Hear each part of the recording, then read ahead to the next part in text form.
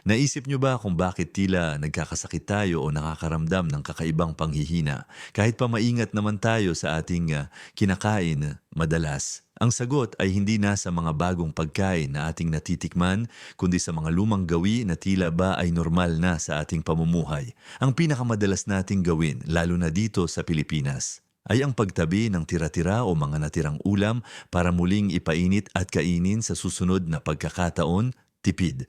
Praktikal. At tila ba ay walang masama. Ngunit ano kaya kung sabihin ko sa inyo na itong simpleng gawaing ito ay maaaring magdulot ng matinding panganib sa ating kalusugan.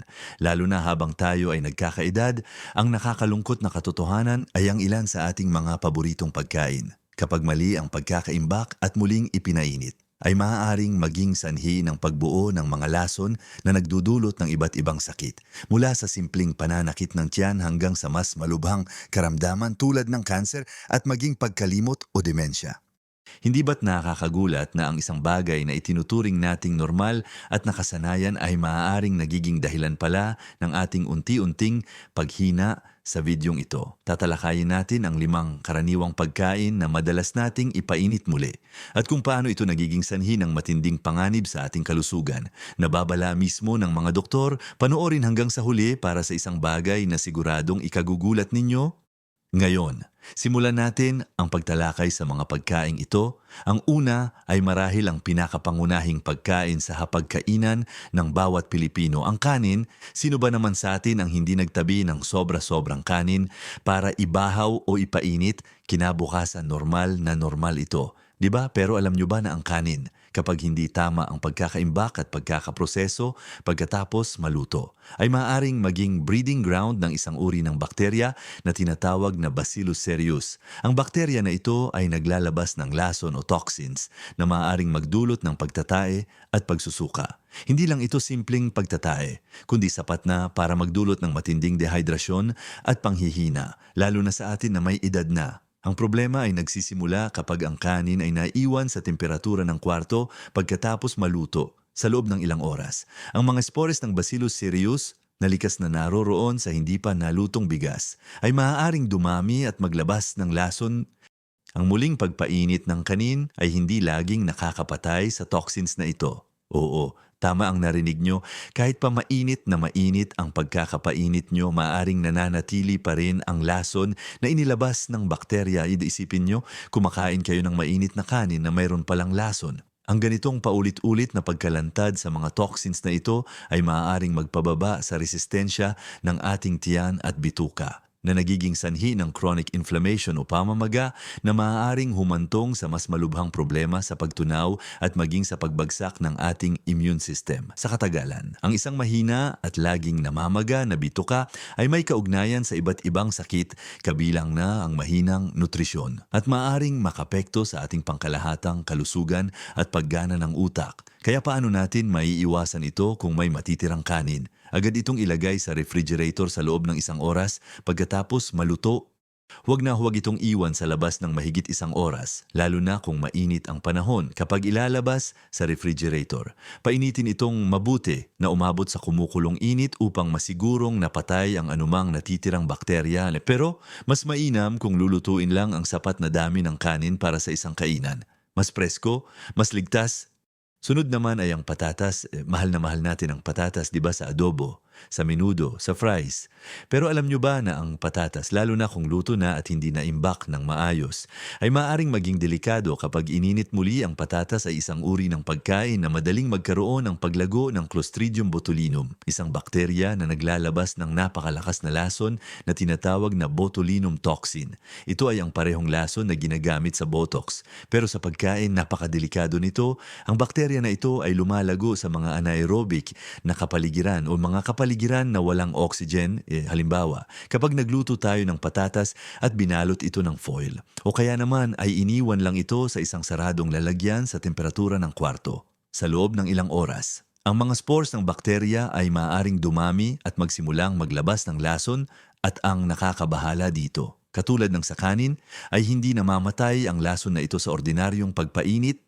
Ang botulism, ang sakit na dulot ng lason na ito, ay lubhang mapanganib. Maaari itong magdulot ng malubhang problema sa nerbiyos, tulad ng hirap sa paghinga, paglunok, at panlalabo ng paningin. Sa pinakamalalang kaso, maaari itong maging sanhi ng pagkalumpo at kamatayan ay bagaman bihira. Ang peligro ay naroroon at bilang mga nakatatanda, ang ating katawan ay hindi na kasing lakas para lumaban sa ganitong uri ng lason.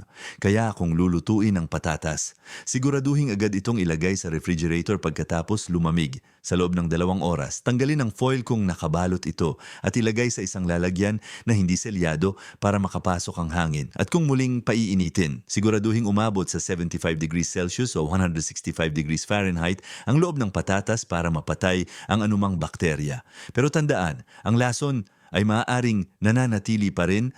Kaya ang pinakamabuting gawin ay lutuin lang ang kailangan o kung may sobra, agad na ilagay sa refrigerator at kainin sa loob ng 1 araw. Hindi biro ang botulism. Kaya mag-ingat tayo sa ating paghawak at pagimbak ng patatas. Ang kalusugan ay kayamanan at ang mga simpleng gawaing ito ay maaaring maging susi sa ating mahabang buhay at malusog na kaisipan. Patuloy lang sa panonood dahil marami pa tayong aalamin. Ngayon na napag-usapan na natin ang kanin at patatas, dumako naman tayo sa susunod na pagkain na karaniwan sa ating mga hapagkainan ng manok. Sino ba naman ang hindi mahilig sa adobo, tinola o nilagang manok? Napakasarap at napakadali nitong ihanda. At madalas ay sumusobra ang ating niluluto para may tira sa susunod na kainan. Ngunit, mayroon ding peligro ang muling pagpapainit ng manok. Ang manok ay mayaman sa protina. At kapag ito ay ininit muli, lalo na kung hindi sa tamang paraan, ang komposisyon ng protina nito ay maaaring magbago. Ito ay nagiging dahilan upang maging mas mahirap itong tunawin ng ating katawan na maaaring magdulot ng digestive upset tulad ng pananakit ng tiyan, bloating, o pagtatay. Higit pa rito, katulad ng ibang karne, ang manok ay madaling kapitan ng bakterya tulad ng Salmonella at Campylobacter kung hindi ito naiimbak ng maayos pagkatapos maluto.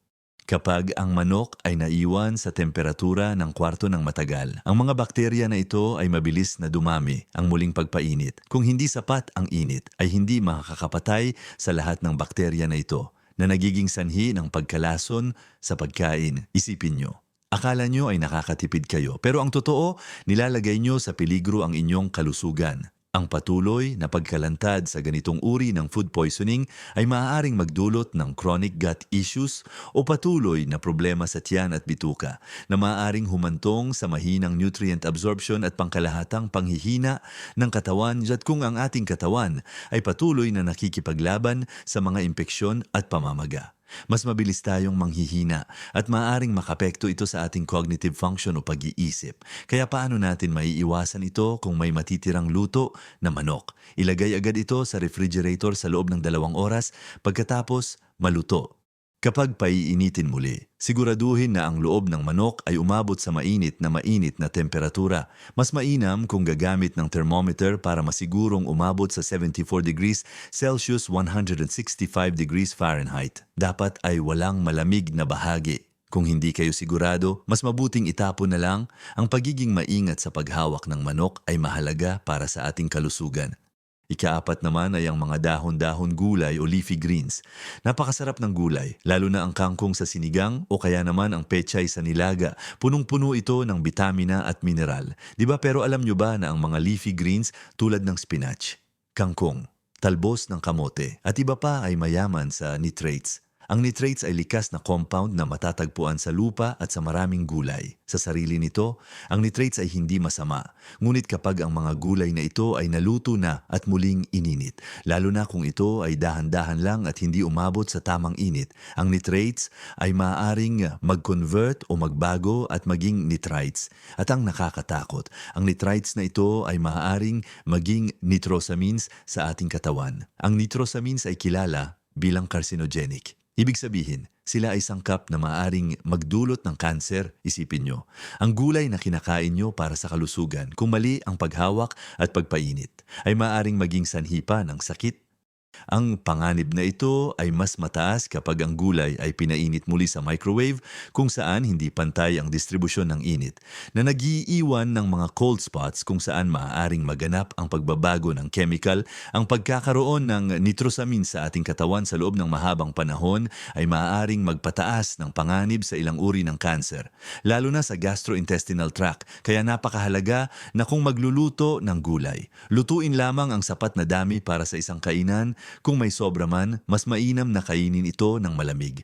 O kung talagang kailangan pang painitin, siguraduhin na umabot sa kumukulong init. Pero, para sa akin, mas mainam na iwasan na lang ang pagpainit muli ng mga dahon-dahon gulay. Mas sariwa, mas ligtas, at mas masarap pa kapag bagong luto. Ang pag-unawa sa ganitong proseso ay mahalaga upang maprotektahan ang ating sarili mula sa hindi nakikitang panganib sa ating pagkain. Panghuli sa listahan natin pero hindi ibig sabihin na hindi ito mahalaga ay ang itlog. Sino ba naman ang hindi mahilig sa itlog? Simpleng pritong itlog, scrambled, omelette, o kaya naman ay itlog sa pansit o sopas. Napakadaling ihanda at napakapresko ng lasa, pero alam nyo ba na ang itlog, lalo na kung luto na at hindi na imbak ng maayos, ay maaaring maging delikado kapag muling pinainit. Ang itlog ay mayaman din sa protina. At tulad ng manok, ang muling pagpainit nito ay maaaring magpabago sa istruktura ng protina na nagiging sanhi ng hirap sa pagtunaw at posibleng digestive upset. Higit pa rito, ang itlog ay isang perpektong kapaligiran para sa pagdami ng bakterya, lalo na kung ito ay naiwan sa temperatura ng kwarto pagkatapos maluto. Ang salmonella ay isang kilalang bakterya na madalas maiugnay sa itlog kung ang luto na itlog ay hindi agad naiimbak sa refrigerator o naiwan sa labas ng mahigit 2 oras. Ang bakterya na ito ay mabilis na dumami. Ang muling pagpainit ng itlog, lalo na kung hindi sapat ang init, ay maaaring hindi makapatay sa lahat ng bakterya na ito at sa kanilang toxins na nagiging sanhi ng malubhang food poisoning. Isipin nyo, ang itlog na akala nyo ay nakakabuti sa inyong katawan ay maaaring maging sanhi pala ng matinding pananakit ng tiyan, pagtatae at pagsusuka para sa mga nakatatanda tulad natin. Ang ganitong klaseng food poisoning ay maaaring magdulot ng malubhang dehidrasyon at panghihina na maaaring humantong sa pagka-ospital.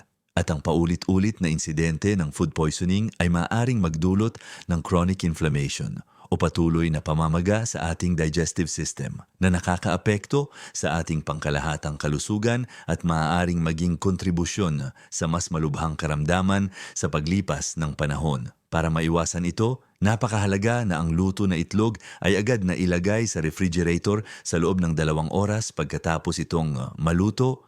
Kapag muling paiinitin, siguraduhin na mainit ang buong itlog o ulam na may itlog. Kung sa microwave, ihalo itong mabuti para pantay ang init. Pero sa totoo lang, ang pinakamabuting gawin ay lutuin lang ang sapat na dami ng itlog para sa isang kainan. Ang sariwang luto ay palaging mas masarap at mas ligtas. Kaya tandaan, hindi lahat ng tira-tira ay ligtas na ipainit muli. At ang itlog ay isa sa mga dapat nating pag-ingatan. Kaya nga mahalaga na maintindihan natin ang mga panganib na dala ng muling pagpapainit ng ilang karaniwang pagkain. Nalaman natin na ang kanin, patatas, manok, dahon-dahon gulay, at itlog kapag hindi na imbak ng tama at muling pinainit ay maaaring maglabas ng mga lason o maging breeding ground ng bakterya na nagdudulot ng food poisoning at sa katagalan ay maaaring magambag sa mas malubhang problema sa kalusugan tulad ng chronic inflammation na nauugnay sa panganib ng cancer at sa pangkalahatang paghina ng katawan at pag-iisip na maaaring humantong sa demensya. Ang mga babalang ito ay hindi para tayo ay matakot, kundi para tayo ay maging mas maingat at responsable sa ating mga gawi sa kusina. Hindi ba't nakakapanghina isipin na ang mga pagkaing nakasanayan nating kainin at ipainit muli ay may ganitong panganib, pero huwag tayong mawalan ng pag-asa. Ang kaalaman ay kapangyarihan. At ngayong alam na natin ang mga panganib na ito, maaari na nating gawin ang mga kinakailangang pagbabago. Tandaan, ang maliliit na pagbabago sa ating mga gawi sa pagluluto at pag-iimbak ng pagkain ay maaaring magdulot ng malaking pagkakaiba sa ating kalusugan at kaligayahan. Sa halip na magtabi ng sobra-sobrang pagkain, subukan nating lutuin lang ang sapat para sa isang kainan. Kung mayroon mang matira, Siguraduhin na ito ay agad na naiimbak sa refrigerator sa loob ng 1 oras o 2 oras depende sa uri ng pagkain. At painitin itong mabuti na umabot sa kumukulong init. Kung kinakailangan pero mas mainam kung kaya ay iwasan na ang muling pagpapainit ng mga pagkaing nabanggit. Lalo na kung sensitibo ang ating tiyan o kung mayroon na tayong mga dati ng karamdaman. Ang pagiging maingat sa pagkain ay hindi lamang tungkol sa kung ano ang ating kinakain, kundi pati na rin sa kung paano natin ito hinahanda at iniimbak. Ito ay isang investment sa ating mahabang buhay at sa kalidad ng ating pamumuhay. Napakasarap mabuhay ng malusog at may malinaw na pag-iisip. Di ba lalo na sa ating edad? Napakahalaga na ingatan natin ang bawat sandali at ang bawat bahagi ng ating katawan. Ang pagkain ay gamot. Ngunit maaari rin itong maging lason kung hindi wasto ang paghawak dito. Ang simpleng pagbabago sa gawi sa kusina ay malaking hakbang na patungo sa isang mas malusog at mas masayang buhay. Kung nagustuhan nyo ang videong ito at nakatulong ang mga impormasyon na aming ibinahagi, paki-like po at mag-subscribe sa aming channel para sa mas marami pang kapaki-pakinabang na impormasyon tungkol sa kalusugan at pamumuhay.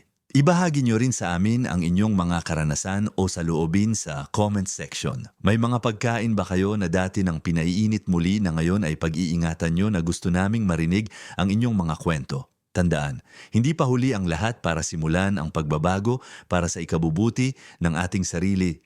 Isabuhay natin ang pinakamahusay na bersyon ng ating sarili sa bawat yugto ng ating buhay.